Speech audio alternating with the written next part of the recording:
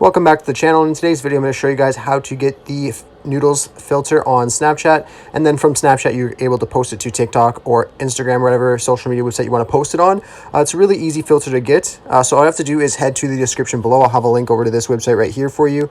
Once you go over to this website, you just want to click on Open on Snapchat, and then click on Open. Then it's just going to ask you if you want to unlock it for 48 hours. So you want to click on Unlock 48 hours, and then it'll add the filter over to your Snapchat. And then all you want to do is switch the camera onto you, and then you will see the image here. And you could go ahead and record a quick video just like this.